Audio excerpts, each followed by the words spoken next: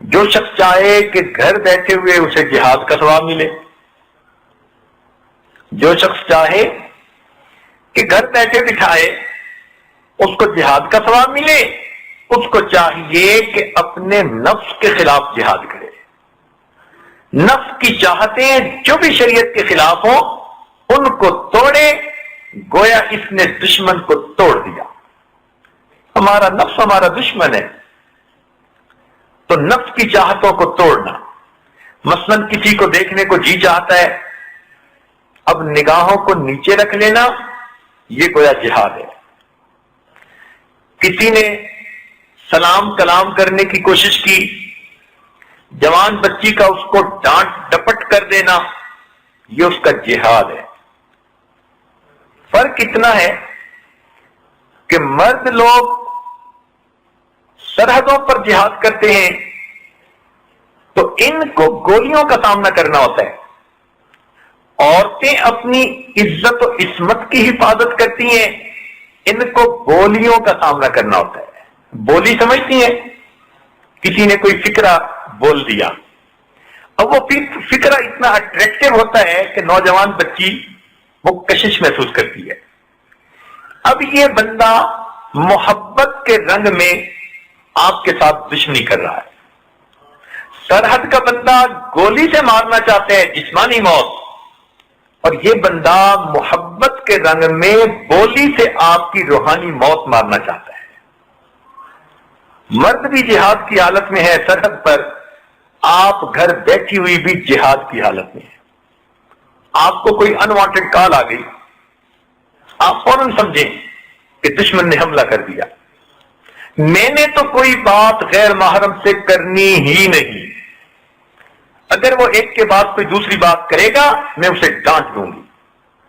اگر آپ نے اس کو ڈانٹ دیا تو گویا آپ نے مجاہد کی طرح اس پر حملہ کیا، اور جیسے بڑھ چڑھ کر حملہ کرنے والے مجاہد سے اللہ تعالیٰ خوش ہوتے ہیں، اس نوجوان بچی سے بھی خوش ہوں گے جو اپنی حفاظت کی خاطر دوسرے کو ایسی بات کرے گی کہ اگلا چپ ہو کر اپنے گھر میں بیٹھ جائے۔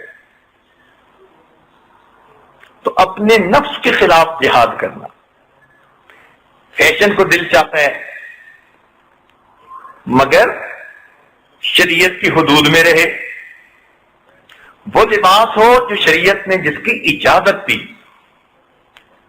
اب یہود و نصارہ کے لباس کو پہن کر خوش ہونا، یہ تو پھر دشمنوں کے لباس کو پہننا ہے نا، جو اللہ تعالیٰ کی دشمنی کرنے والے ہیں۔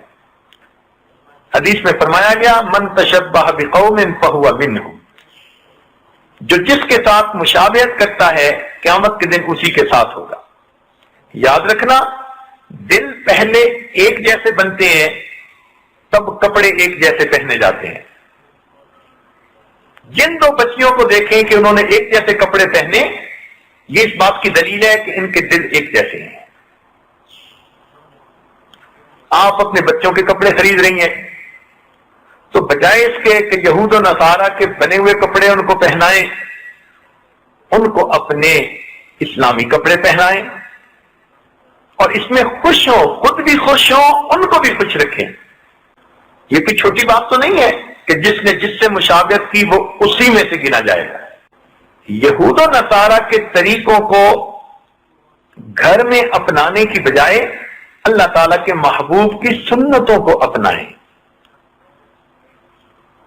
ہمیں ان سے کیا غرض جو اللہ کے دشمن، ہماری تو اللہ تعالیٰ سے دوستی ہے، محبت ہے، ہم تو اپنے رب کو منائیں گے، اور جس چیز نے منع کر دیا پروردگار نے ہم اس چیز سے باز آ جائیں گے۔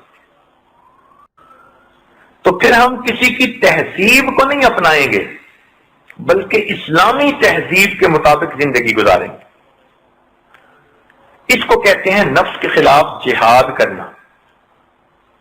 تو جو چاہے کہ گھر بیٹھے بٹھائے جہاد کا ثواب پائے، اس کو چاہیے کہ اپنے نفس کے خلاف جہاد کرے۔